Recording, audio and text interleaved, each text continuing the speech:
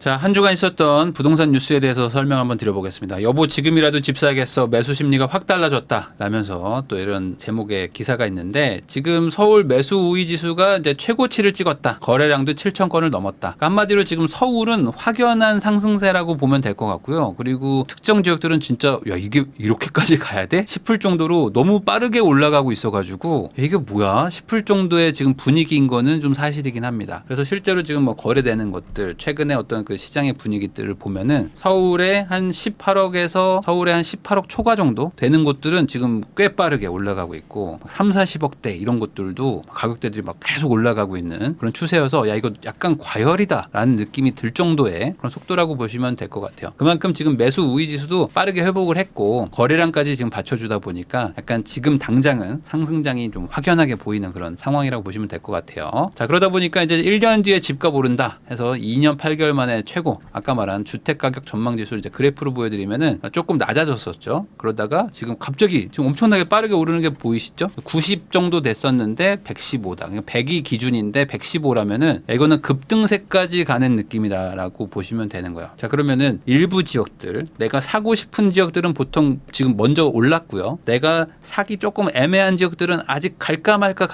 하고 있는 분위기라고 보시면 됩니다. 그러다 보니까 지금 집을 살까요 말까요라고 말을 할 때 되게 애매해요. 왜냐면 내가 사고 싶은 데는 이미 올랐기 때문에 얘가 전고점을 다 회복을 했는데 여기서 사서 그럼 얼마나 오를까라고 생각하면 또 막막하죠. 근데 가는 애들은 계속 갈 것 같은데 약간 옆에 있는 동네는 약간 좀 이거 아닌 것 같은데 저희는 뭐 조용한데요? 이러고 있으니까 너무 온도차가 좀 느껴진단 말이죠. 그래서 이거 어떻게 하지? 라고 생각이 약간 좀 혼란스러운 그런 상황이라고 보시면 될 것 같고요. 자, 그래서 이제 최대 상승폭 기록한 서울 아파트 값에서 지금 서울이 지금 빠르게 올라가다 보니까 일부 지금 경기도에서도 약간 대장 지역이라고 할 수 있는 곳들 그 중에서도 대장 단지들이라고 할 수 있는 곳들은 빠르게 지금 회복을 하고 있는 거고요. 왜냐면은 서울 저렇게 가면은 우리도 간다라는 그런 심리가 있기 때문에 같이 가는 게 있고 근데 그러면 서울의 중하위 지역들은 그럼 왜 약간 조용합니까? 여기는 야, 다른 데보다 우리가 뭐 경쟁력이 그렇게 높진 않은데 거기다 우리가 지금 약간 뭐 재건축이나 아니면 뭐 재개발이나 이런 식으로 약간 좀 불리한 입장에 있는 지역들도 많아요. 그러다 보니까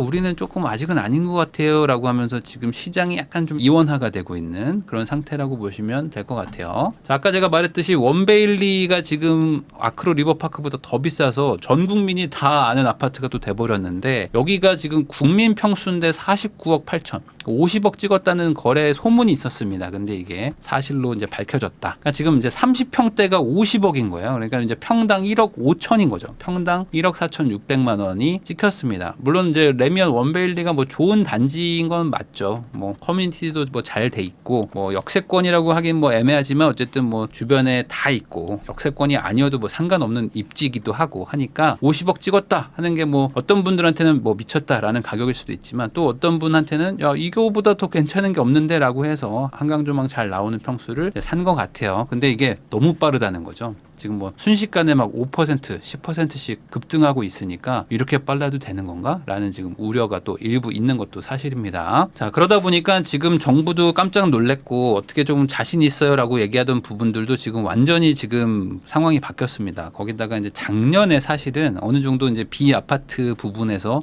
유의미하게 좀 파격적인 대책들이 좀 나왔어야 됐고 그리고 그때부터 뭐 법 개정을 하든 어떻게든 해가지고 여론을 조금 방향을 좀 잡았어야 됐는데 그런 것들이 좀 부족했어요. 그러다 보니까 이제는 사람들의 심리도 움직여버린 상태에서 뒤늦게 정책을 쓰려고 하는데 지금 뭐 국회나 이런 데 동의하기도 좀 어려운 상황이고 그러다 보니까 정부 입장에서는 공급을 많이 하든지 다시 규제를 하든지 해야 되는데 규제를 하려니까 또 약간 조금 어렵죠. 그래서 이제 공급을 하랬더니 이제 물가가 너무 비싸가지고 공사비 때문에 또 공급이 어렵죠. 거기다가 당장 공급이 되는 것도 아니죠. 그러니까 이거 어떡하냐 하면서 지금 뭔가 사면초가에 빠진 상태다라고 보시면 될 것 같고 거기다가 이제 가장 중요한 게 이제 인허가가 계속 감소하고 있다는 거죠. 착공도 안 하는데 인허가도 안 되고 뭐 준공은 되고 있지만 준공하는 것들 말고는 앞으로 또 3, 4년 뒤에 또 공급이 걱정되고 있는 상황이다 보니까 야 이거 어떡하지? 해서 주택 공급 대책에 대해서 이제 조만간 나옵니다. 거기에 대해서 모든 정책 수단을 다 검토하라라는 식으로 지금 강경하게 의견까지 나온 상태라고 보시면 될 것 같고요. 오늘 나온 기사입니다. 주택 공급 확대 대책 마련하라고 하면서 임대차 2법 폐지를 또 추진하라고 했는데 요게 또 약간 와전된 거일 수도 있는데 폐지를 추진 이렇게 한번 기사가 떴다가 조금 2시간 있다가 폐지는 추후에 검토하라고 약간 조금 한 발 물러난 게 있습니다. 그러니까 요것도 조금 지금 문제는 맞아요. 이것도 지금 원인 중에 하나인데 이걸 지금 폐지하려니까 또 산 넘어 산이죠. 산 넘어 산이니까 요건 좀 나중에 하자 이렇게 얘기를 하고 있는 것 같습니다. 그래서 이제 대체 집값 언제 잡으려고 하면서 뭐 정부를 지금 뭐 질타하는 분들도 많은데 제가 지난번에 한번 영상을 다뤘지만 지금 정부가 행정부 차원에서 풀 수 있는 것들은 대부분 풀어놓은 상태입니다. 근데 국회에서 지금 입법으로 막혀 있는 게 대부분입니다. 2024년 세법 개정안이 발표가 됐는데 거기에 거의 대부분이 다 법 개정 사안이에요. 그러니까 시행령이나 시행 규칙을 바꿔가지고 할 수 있는 게 별로 없습니다. 그냥 정부가 할 수 있는 건 다 했어. 근데 사실 메인 이벤트는 다 국회 법을 바꿔야 돼. 근데 국회 법을 바꾸려더니 야당과 여당의 격차가 너무 크죠. 그러니까 이제 하나하나 설득을 해야 되는데 이게 설득이 또 쉽지 않은 그런 부동산 분야다 보니까 이거 어떻게 합니까 하면서 정부도 아마 답답할 것이다 라고 제가 얘기를 했는데 그럼에도 불구하고 그런 거 하라고 뽑은 게 정부기 때문에 우리 국민들은 또 정부한테 그럼 잘 협의를 해서 뭐라도 좀 풀어봐라 라고 말을 하지만 쉽지 않다. 자, 서울 신축 빌라가 58%가 줄었다라는 기사도 있습니다. 그래서 지금 뭐 아파트가 뭐 비싼 아파트가 더 가는 것도 문제지만 당장 문제는 뭐냐면요. 어쨌든 이 중산층 이하에 이제 대다수의 인구가 분포되어 있는 이제 서민층이 주거난이 생기면 이제 그때부터 또 사회적 문제가 됩니다. 왜냐면은 비싼 아파트가 3억 올라가는 것보다 사실은 이제 중저가인 아파트들의 전세가 뛰는 게 더 체감이 많이 되거든요. 그러다 보니까 이 지금 서민 주거난이 심해지고 있는데 그게 신축 빌라를 통해서 좀 해소를 해야 됩니다. 왜냐면 아파트를 짓는데 워낙 오래 걸립니다. 지금 뭐 3년이 아니라 4년 정도 걸려요. 특히 이제 지하 주차장도 파야 되고 나름 이제 고급화들을 좀 해줘야 됩니다. 이제 시대의 눈이 좀 많이 높아졌어요. 그러다 보니까 고급화하고 지하 주차장 확보하고 뭐 이런 것들을 하다 보면은 공사 기간이 계속 늘어나고 있어요. 거기다 안전 관련된 규제들도 엄청 많아졌거든요. 그러니까 이제 아파트 지으려면 한 4년 잡아야 되는데 근데 당장 공급을 해야 되잖아요. 지금부터 지어서 28년에 입주한다 하면은 누가 그래 알겠어 하면서 뭐 살 사람이 어디 있습니까? 당장 집 내놔라 하는 사람들이 많은데 그런 사람들은 빌라로 가야 되죠. 왜냐하면 빌라는 6개월, 1년이면 지으니까. 근데 이 빌라가 지금 줄고 있다는 게 가장 큰 문제인 겁니다. 그러니까 지금 당장 내년, 내후년에 뭐 급한 불을 꺼야 되는데 그 급한 불 끌 게 마땅치 않은 상태라고 보시면 될 것 같아요. 자, 이런 기사도 있어요. 뭐냐면 반은 집주인한테 맡기고 반은 은행한테 맡기는 에스크로 제도 해가지고 전세 관련해서 얘기가 나올 때 사기를 막아야 됩니다 하면서 많은 분들이 이 돈을 맡겨야 된다. 이게 약간 그 보증금을 주인한테 주는 게 문제다. 그러니까 이걸 이렇게 하지 말고 뭐 은행이든 그러니까 소위 말한 안전결제 시스템처럼 어떤 플랫폼이 돈을 쥐고 있어야 된다. 뭐 이런 얘기들을 하시는 분들이 있는데 이게 예전부터 나왔던 얘기입니다. 에스크로 제도를 좀 운영을 해가지고 보증금을 맡아놓자 아니면 보증금의 일부라도 좀 가지고 있자. 그래가지고 만약에 전세가가 막 떨어지거나 그러면은 이거를 정부나 아니면 기관이 대납을 하면서 충격을 좀 막자. 뭐 이런 얘기들을 한 게 있는데 이게 실효성이 없다는 지적이 많다고 했잖아요. 제가 봐도 실효성이 없습니다. 이게 전세라는 것 자체가 이런 제도를 안 쓰니까 전세를 쓰는 거거든요. 그러니까 개인끼리 사교명을 하면서 이자 안 받고 하면서 일종의 약간 서로 편하자고 하는 게 이 전세 제도인데 이거를 많은 분들이 오해를 하고 있어요. 그래서 집주인들은 전세를 주는 게 뭐 이득인 걸로 생각하시는데 아닙니다. 이득인 이유는 이 전세를 줘서 무이자로 이 집을 보유하다가 집값이 올라서 팔 때 이득을 보는 거지 전세 주는 것 자체는 집주인 입장에서는 손해인 거죠. 그러다 보니까 전세를 줄 때 뭘 귀찮게 하거나 뭘 이렇게 압박을 하거나 하면은 똑같은 일이 일어날 겁니다. 또 이제 안 해요. 전세를 잘 안 주려고 하는 겁니다. 그럼 전세를 안 주면은 뭐가 문제예요라고 하시는 수가 있는데 이 전세를 집주인들 특히 다주택자들이 안 주려고 하면은 아까 말한 빌라 시장, 오피스텔 시장이 붕괴하기 시작하는 거죠. 왜냐하면 빌라, 오피스텔 같은 거는 다주택자들이 사가지고 이걸로 시세 차익을 좀 볼 목적으로 아파트는 살 수가 없으니까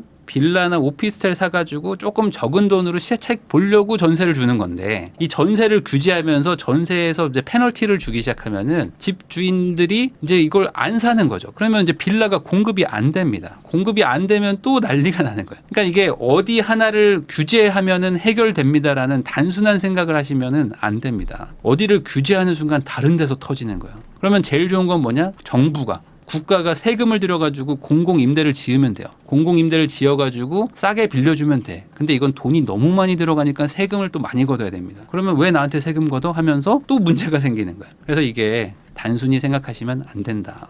자, 1억 마피아도 안 팔린다. 생숙 지산은 여전히 찬바람이다. 그래서 지금 이제 생활형 숙박시설도 지금 문제가 크고요. 지산도 지금 뭐 공실이 어마어마하고 경매도 많이 나옵니다. 그래서 어떤 분들은 이제 극단적인 뭐 얘기일 수도 있지만 이 생활형 숙박시설이나 지산 같은 것들을 뭐 정부가 인수를 하든 아니면 뭐 이걸 일부 다주택자들한테 뭐 풀어주든 해가지고 이거를 일시적으로나마 좀 주거 형태로 좀 바꿔가지고 인정을 해줘서 이걸로 이제 급한 대로 우선 공급을 하자. 왜냐면 뭐 지산도 불편은 하지만 어찌됐든 주차장 그리고 이제 뭐 아파트형으로 지어놨기 때문에 이런 것들에서 일시적으로나마 뭐 쓸 수 있지 않냐 뭐 이런 얘기들도 하는 분들도 있습니다. 어쨌든 이쪽은 이쪽대로 지금 뭐 난리인 시장이다. 이런 기사도 있습니다. 뭐냐면 이제 한국 인구가 3년 만에 반등했다. 그래서 이게 무슨 소리냐라고 이제 의아해 하시는 분들도 있을 텐데 이 인구라는 것 특히 우리나라는 이제 한민족, 단일민족 거기다가 이제 우리는 뭐 이제 백의의 민족 이러면서 약간 민족주의적인 성향이 강해서 그러는데 인구라는 거는 말 그대로 그냥 우리나라 안에서 거주를 하면서 여기서 경제 활동을 하는 사람들을 인구라고 하는 거죠. 그렇게 생각했을 때 꼭 내국인만 있는 것도 아니고 외국인들도 있는 것이고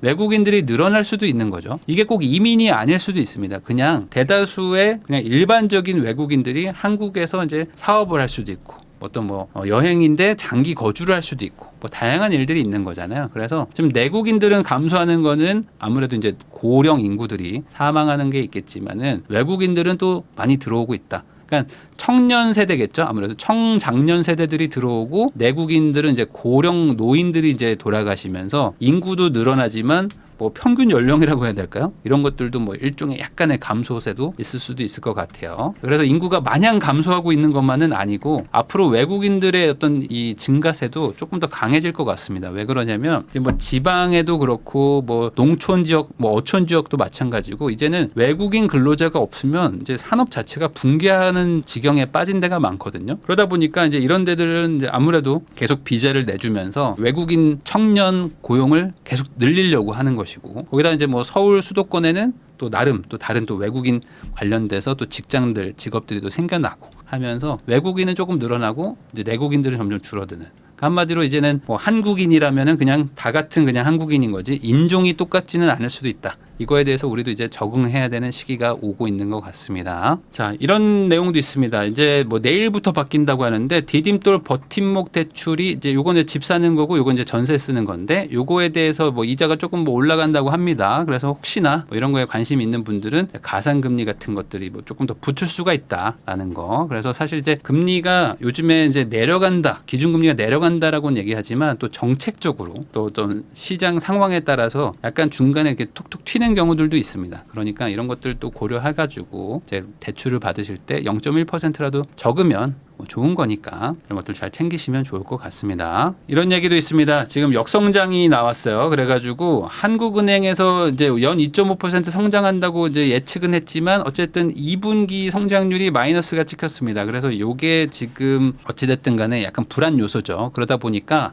한국은행도 지금 금리를 내리고 싶어 하거든요. 지금 물가 상승률이 지금 잡혀 있는 상태이기 때문에 물가 상승률이 지금 천천히 가고 있어요. 2% 초반으로. 그러니까 이제 물가만 봤을 때는 금리를 좀 낮춰야 되는데 금리가 지금 3.5니까 이게 낮춰야 되는데 미국은 저렇게 아직은 뭐 언제 낮추는지 모르니까 우리도 좀 기다리고 있는 상황입니다. 그래서 이런 GDP 성장률이 좀 마이너스가 찍혔다는 게 어찌 보면 금리 인하 쪽에는 조금 더 유리한 그런 데이터라고 볼 수는 있을 것 같아서 제가 한번 가져와 봤고요. 이게 앞으로 뭐 한국 경제가 막 추락합니다. 이렇게 오해하시면 안 되는 것이고 이거는 성장률이기 때문에 작년 2분기 대비 성장률이 0.2%라는 거지 성장은 하고 있다라고 보시면 될 것 같아요. 자, 그리고 마지막으로 이제 허그에서 전세 반환 보증률 현실화를 검토하고 있다. 그러니까 이것도 어쩔 수가 없는 것 같습니다. 지금 도시기금이 지금 엄청 축나고 있어요. 이제 1년에 막 4조씩 지금 적자를 보고 있습니다. 전세 사기도 그렇고 전세 보증보험이 사고가 터지면서 지금 3조 8,800억 정도를 정부 기관이 갚아주고 돈을 또 회수를 못하고 있는 상황이라고 보시면 됩니다. 그러다 보니까 이 전세 보증보험을 너무나 가볍게 들고 당연하게 생각하는 국민들이 많아졌어요. 그러다 보니까 지금 시세도 잘 안 알아보고 그냥 이거 되는 거 아니에요 하면서 무작정 들더라. 그래서 이 전세 반환 보증보험 금액을 좀 높여야 되겠다라고 하고 있습니다. 그러니까 이게 일부 좀 높여가지고 사실 적자를 4조를 보게 되면 보험료를 높여야죠. 안 그러면 보험사 망해. 그러니까 이게 뭐 이상한 건 아닌 거죠. 그러니까 돈을 지금 적자를 이렇게 많이 보고 있는데 어떡합니까? 보험료를 높여야죠. 사고가 이렇게 많이 나면은 보험료가 인상되기 마련입니다. 그래서 올리려고 하는데 이게 워낙 또 민감한 부분이다 보니까 보니까 보험료가 엄청 싸죠, 사실. 1년에 막 2, 30만 원이면은 몇 억을 보장을 해주는데, 그런데 그게 막 사고가 팡팡 터지니까 좀 올려야 되는 거 아닙니까? 라고 말을 하고 있지만 또 올리는 순간 또 여론이 안 좋아지기 때문에 조금 올려보겠습니다 라고 약간 여론을 좀 보고 있다 라고 보시면 될 것 같아요. 그러니까 이게 아마 지금보다는 조금 더 올라가지 않을까. 아파트나 비아파트 관련해서 조금 더 올라가지 않을까 싶긴 합니다. 그래서 이게 결국에 어디에서 사고가 터지면은 그게 돌고 돌아가지고 나한테 부메랑으로 돌아오는 게 특히 이런 부동산 시장이기 때문에 너무 이 바로 앞에 있는 거, 그냥 너무 단편적인 거, 그냥 너무 단순하게 생각하시면은 그게 또 여론이 돼가지고 이상한 결과로 가니까 결국에 우리 국민들이 좀 똑똑하게 잘 배워놓고 알아놓고 있어야 되지 않을까. 저도 그런 면에서 최대한 좋은 정보를 여러분들한테 전달하려고 노력하도록 하겠습니다.